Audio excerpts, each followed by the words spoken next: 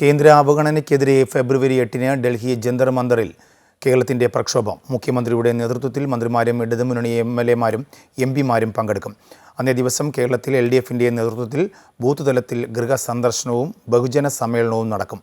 കേരളത്തിന്റെ ആവശ്യങ്ങൾ നേടിയെടുക്കുവാനുള്ള പ്രക്ഷോഭ സമരത്തിൽ പ്രതിപക്ഷം കൂടി പങ്കെടുക്കണമെന്ന് എൽഡിഎഫ് ആവശ്യപ്പെട്ടു. കേന്ദ്രം കേരളത്തോട് കാട്ടുന്ന സാമ്പത്തിക വിവേചനത്തിനെതിരെ സുപ്രീം കോടതിയിൽ നിയമപോരാട്ടം നടത്തുന്നതിന് പിന്നാലെ ഡൽഹിയിൽ പ്രത്യക്ഷ സമരത്തിന് തയ്യാറെടുപ്പുകൾ പൂർത്തിയാക്കി ഇടതുമുന്നണി. ഫെബ്രുവരി 8-ന് ഡൽഹിയിലെ ജന്തർ മന്ദറിലാണ് മുഖ്യമന്ത്രിയുടെ നേതൃത്വത്തിൽ മന്ത്രിമാരും മുഴുവൻ എൽഡിഎഫ് എംഎൽഎമാരും എംപിമാരും അണിനിരക്കുന്നത്.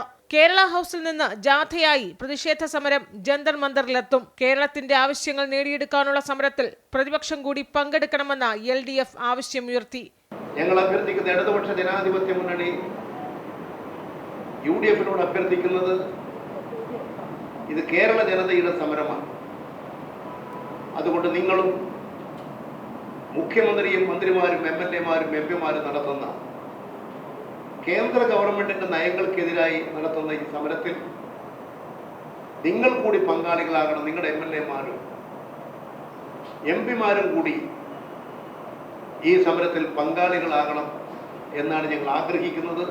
ഡൽഹിയിൽ പ്രക്ഷോഭം നടത്തുന്ന ദിവസം കേരളത്തിലും എൽഡിഎഫ് സമരജാഥകൾ നടത്തും. വൈകിട്ട് 4 മണി മുതൽ 6 മണി വരെ ബൂത്ത് തലത്തിൽ ഗൃഹസന്ദർശനം നടത്തി കേന്ദ്ര അവഗണനയിലൂടെ കേരളം നേരിടുന്ന പ്രതിസന്ധി വിശദീകരിക്കും. പഞ്ചായത്ത് തലം മുതൽ നഗരസഭകൾ വരെ ജാഥകൾ നടത്തി വിവിധ മണ്ഡലങ്ങളിൽ നിന്നുള്ളവരെയും അണിനിരത്തും. അതേസമയം എൽഡിഎഫ് നടത്തുന്ന ഡൽഹി സമരത്തിൽ പങ്കെടുക്കുന്ന കാര്യം യുഡിഎഫിൽ ചർച്ച ചെയ്ത് തീരുമാനിക്കുമെന്നാണ് പ്രതിപക്ഷ നേതാവ് ആവർത്തിക്കുന്നത്. ലോക്സഭാ തെരഞ്ഞെടുപ്പ് വേളയിൽ സർക്കാരുമായി ചേർന്ന് യോജിച്ച പ്രക്ഷോഭം തിരിച്ചടിയാകുമെന്ന വിലയിരുത്തലുള്ളതിനാൽ യുഡിഎഫ് പങ്കെടുക്കാനിടയില്ല.